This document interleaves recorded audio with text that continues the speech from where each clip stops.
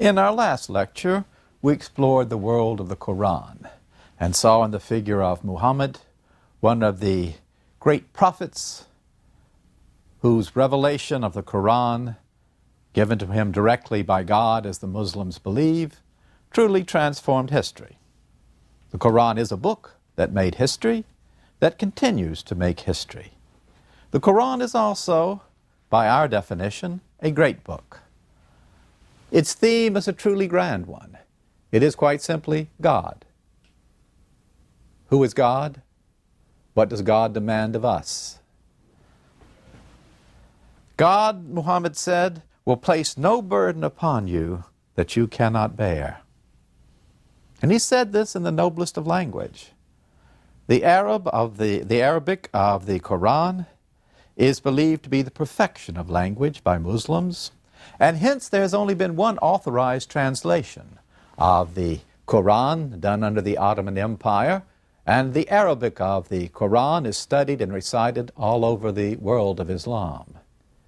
And that speaks to the third of our definitions, its universality, able to speak to men and women from very diverse civilizations and cultures, stretching all the way from Indonesia to the United States itself, where Islam flourishes. It is sometimes said with concern by modern Westerners that the Quran provides an entire social and legal framework for the Muslim, as though that somehow were an oddity. In fact, as we shall see in our study of Gilgamesh, as we shall see as we go through these great books, we are the oddity, in that we separate the world of the divine from the world of the human, the world of the sacred from the world of the secular.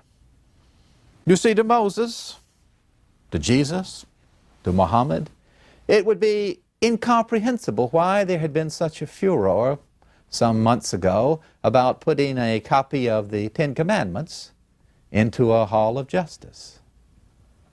These are laws. They are to regulate legal affairs, are they not? Do not kill. There are laws against killing upon our books. Do not steal. So without taking a side on this, you understand, I am merely putting this forth for you to ponder. It is nonetheless the fact that most of the great books that have been written believe that the divine is truly part of the world of humans.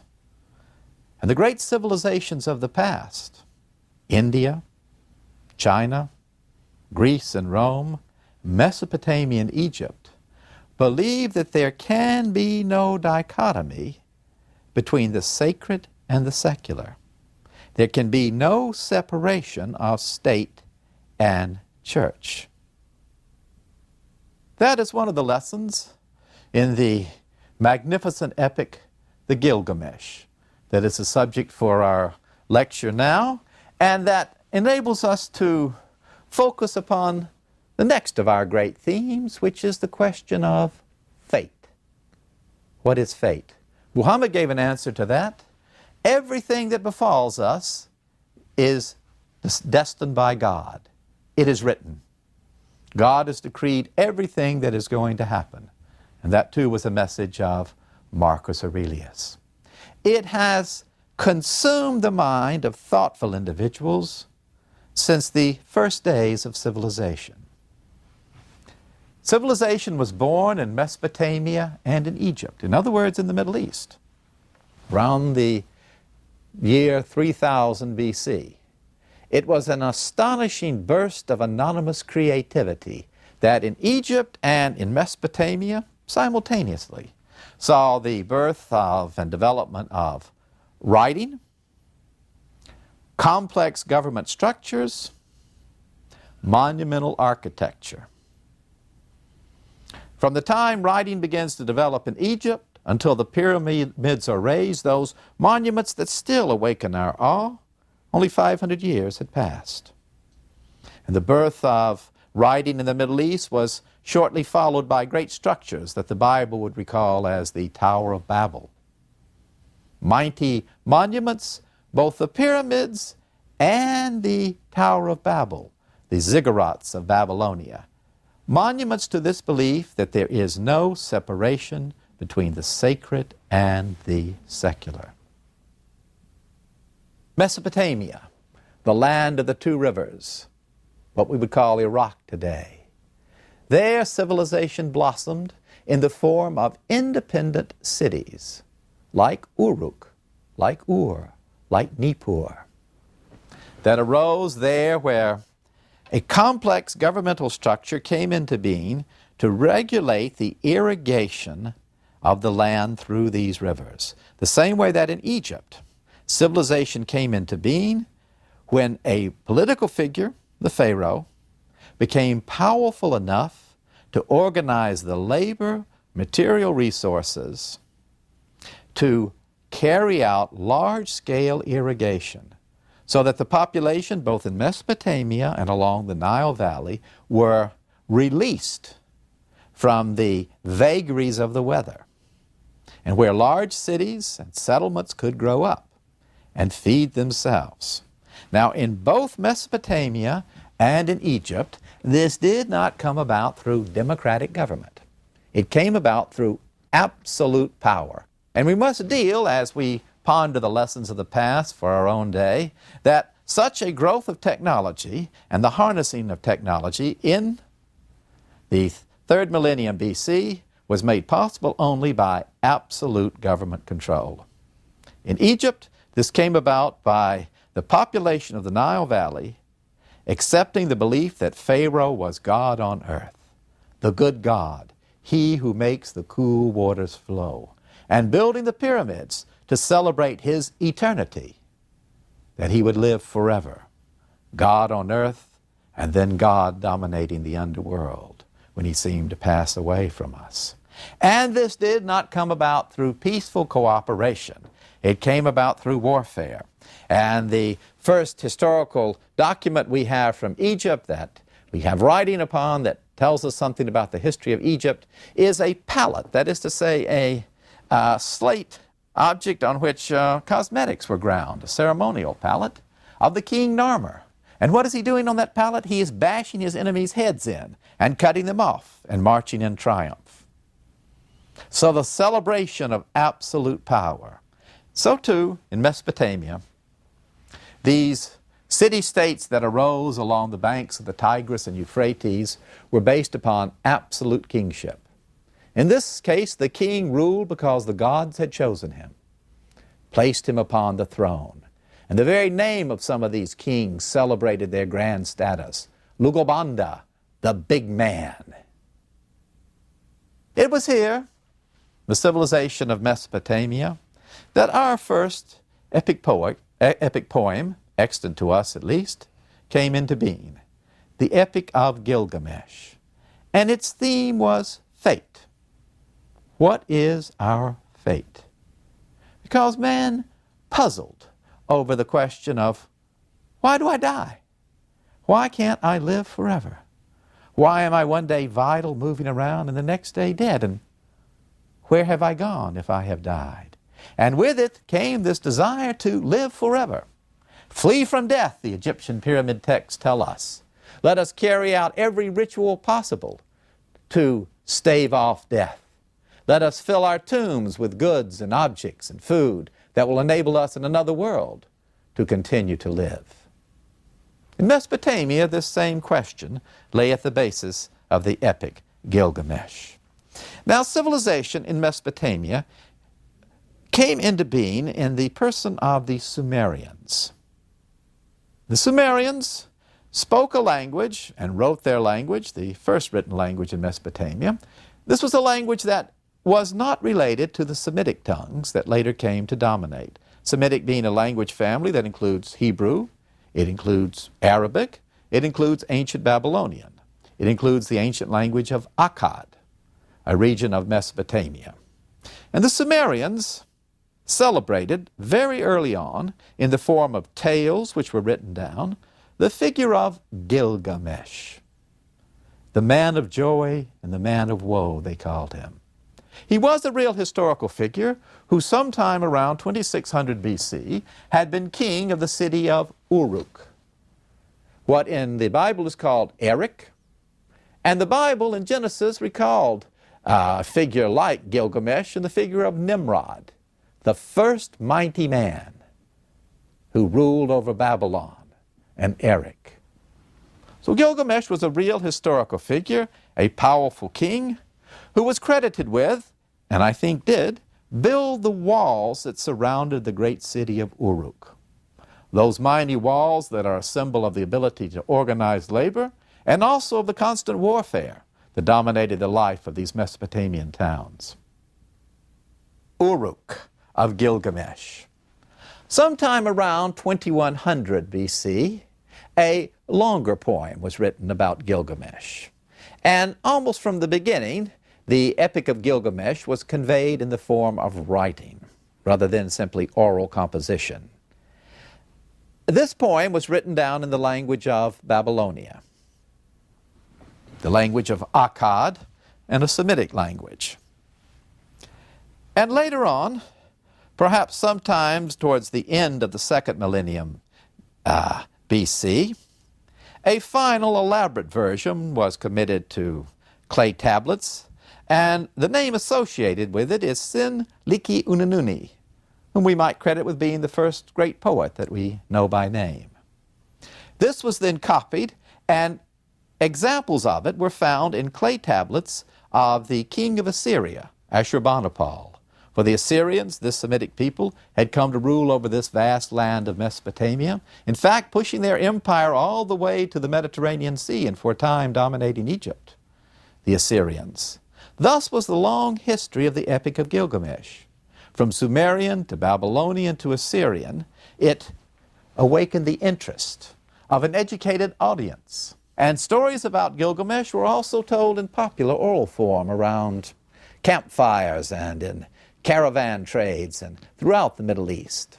So Gilgamesh was a real historical figure who became the subject of mighty legends. The Epic of Gilgamesh, this first great epic poem, is the story of how Gilgamesh looked into the abyss. That is how the poet John Gardner called it, who was fascinated by the Gilgamesh. Looked into the abyss. And what is the abyss? It is the fact that you are going to die. You are going to die, and no person can escape that fate. But Gilgamesh, like all of us, wanted to. Ever hear of the writer William Saroyan, famous American writer, middle part of the 20th century? He said, "I knew everybody had to die, but I thought an exception would be made for me." And Gilgamesh wanted that exception made for him. And so the Gilgamesh epic is a story of his quest for eternal life. It begins in the city of Uruk, with Gilgamesh as ruler and flaunting his power. He's a great, huge man, mighty in figure as well as in power, virile and vigorous, handsome and striding back and forth and celebrating his achievements. "I built the city of Uruk," he says at the beginning. "I built the city of Uruk. It has 1 square mile of city, 1 square mile of gardens. There is a square mile of clay pits where we dig out the clay to make the mud brick walls and townhouses of our city of Uruk, and a whole half-mile devoted just to the worship of our goddess Ishtar." For the world of Gilgamesh is a world of many gods, of polytheism. And the world of Mesopotamian religion was filled with demons, divinities, much like the gods of Homer, very human. And this makes them, you see, very accessible. Very accessible. The gods of Homer, like the gods of Gilgamesh, eat, they drink, they fall in love, they get tired, they can even be wounded on the field of battle. They can even be overcome from time to time by mortals. They are like you, and hence you can approach them and understand them and placate them. And they intervene directly in the world of humans. They do it by oracles in the world of Mesopotamia and in Egypt and in Greece, and they do it as well by dreams. They tell you what they want done. So the gods of Mesopotamia, like Enlil and Anu, Shamash, the god of oracles and justice, Ishtar, the goddess of love and the special patron of the city of Uruk. These were all very real figures to Gilgamesh and to the people of Mesopotamia. And intervening constantly in the world, choosing who will rule, setting up codes of law, they make it certain that there is no separation from the world of the divine and the world of humans. And Gilgamesh himself is testimony to this because he is two-thirds divine. His mother was a goddess, and his father, Lugobanda, was part divine as well. So he is called two-thirds divine. And he struts back and forth, abusing his power as we would see it. Why, he forces the people of Uruk to do his bidding. He forces them to make the bricks and build these great walls in which he alone takes enormous pride, takes credit for them. And he even takes away your bride. For to him belongs the right of the first night. From the umbilical cord onward, that girl is devoted to me, and I will have her on the first night, says Uruk. Says Uruk, ruled over by Gilgamesh. But the people of Uruk don't like this, and they think Gilgamesh is out of control. In fact, he is exhibiting, from their point of view, what a Greek would call what? Hubris, outrageous arrogance. So the people of Uruk appeal to the divinities. You have got to help us against this king Gilgamesh who is running amok like this. And the divinities listen. They hear their pleas, and they decided that what we must do is send down a person strong enough to contend with Gilgamesh, put him in his place. So they create the wild man Enkidu. As big as Gilgamesh, as strong as Gilgamesh, but he comes not to this city life, but to dwell out in the country, grazing on the grass with the gazelles, accepted by the animals as one of their own, drinking at their water pools with them, knowing nothing of all the folly of civilization that makes us weak and corrupt. And there he dwells in happiness until the people of Uruk say, we've got to get him to come and help us. Now, how are we going to take someone who knows the joys of living out in the big lonely, that is the world of nature, and get him to come to a city? How would you take somebody who lived in the beauty of Montana and bring them to Washington, D.C.? Who would be foolish enough to do that? Well, let's send him a woman. Let's send him a prostitute, Shamat. But you see, it's not just the kind of prostitutes we might have in our mind. No, these are temple prostitutes. And temple prostitution is a fundamental aspect of the religion of Mesopotamia. And a temple like that of the goddess Ishtar, the goddess of love, is filled with young women. Some of them, in fact most of them, are working to earn their dowry so that they can buy themselves a husband. And it is not a dishonorable occupation, it is an honorable service. And Shamat is a prostitute of intelligence and beauty, and she goes out to talk with Enkidu. And she seduces him. They spend 7 days and nights together. His vigor flows into her in the words of the Gilgamesh epic.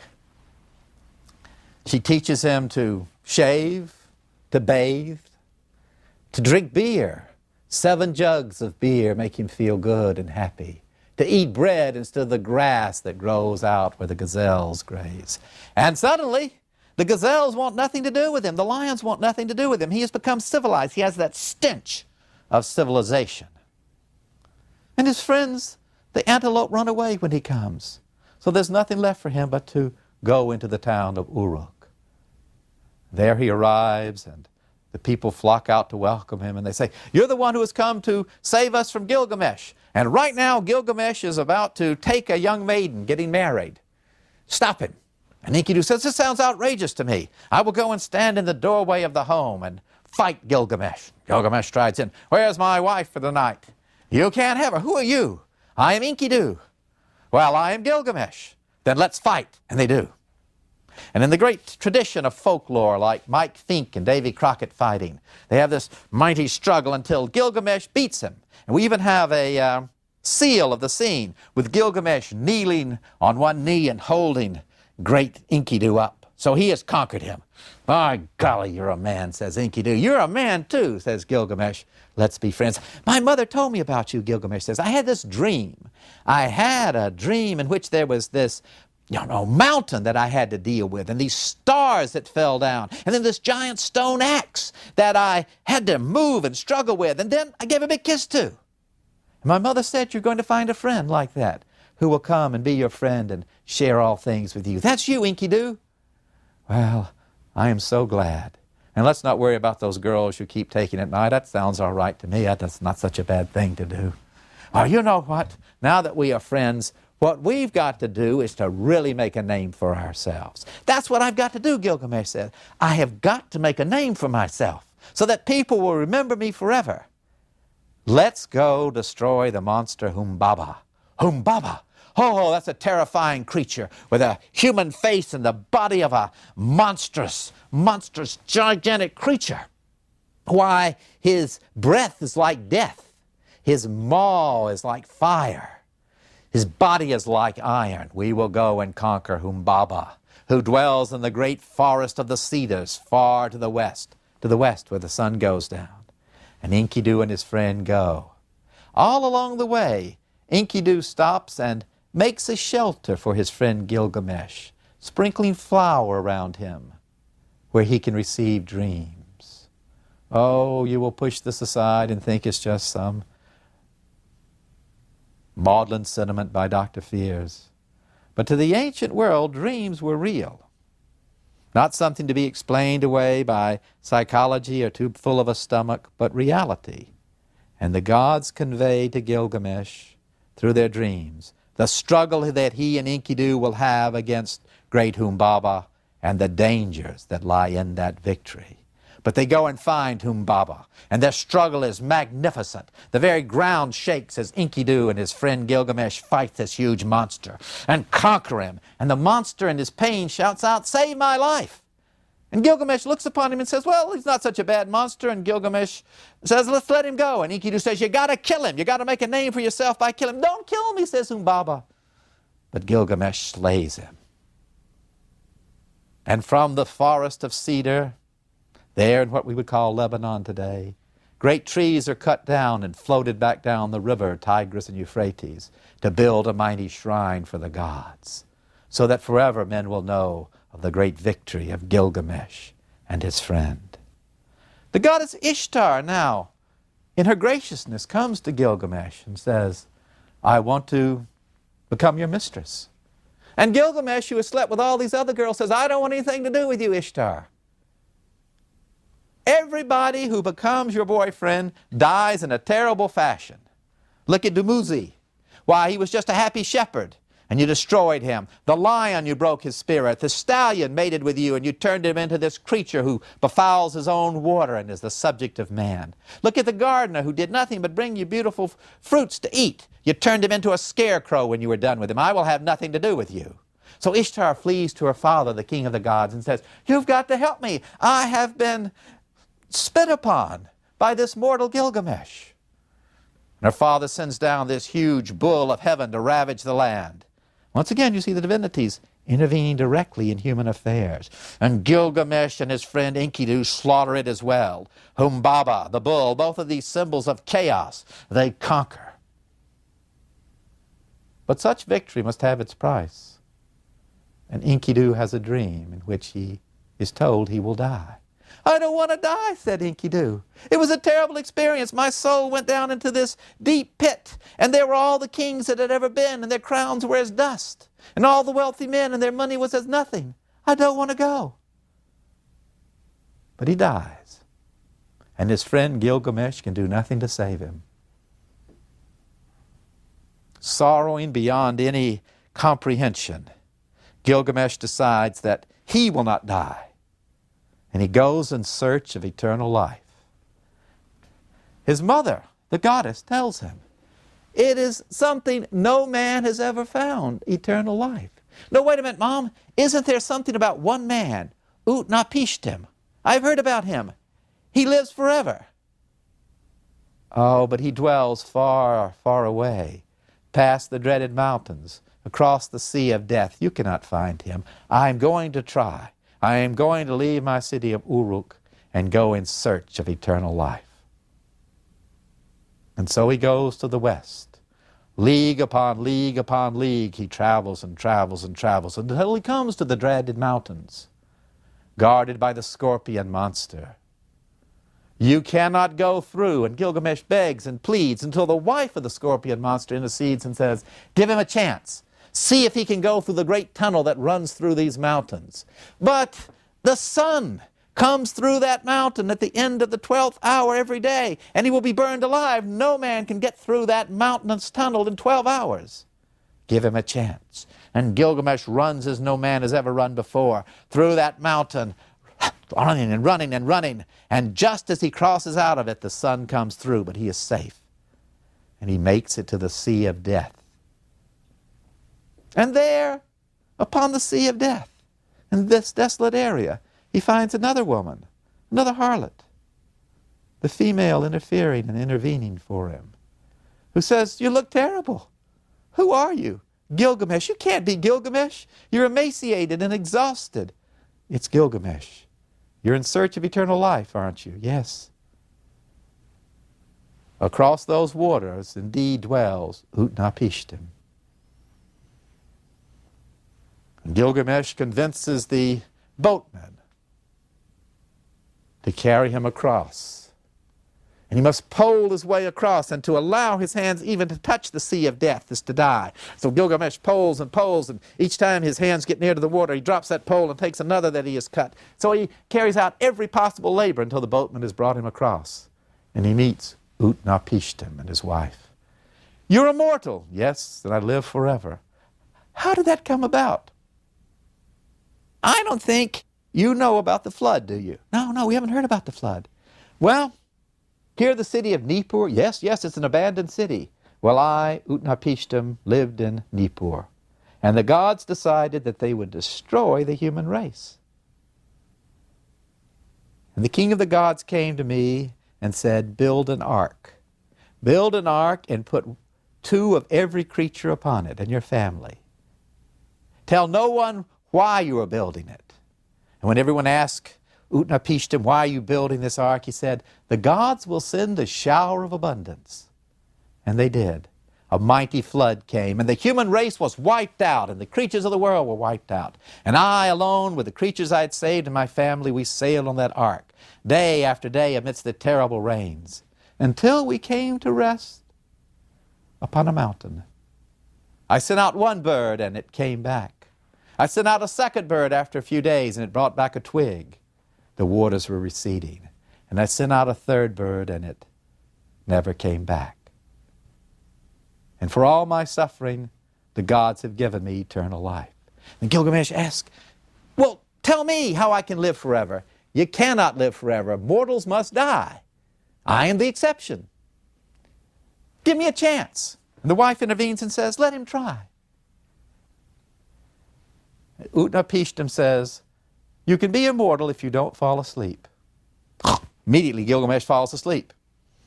And knowing that he won't believe it, Utnapishtim has his wife bake bread and puts a loaf of bread beside Gilgamesh each day that he sleeps. And when Gilgamesh wakes up and says, I haven't been asleep at all, I just closed my eyes.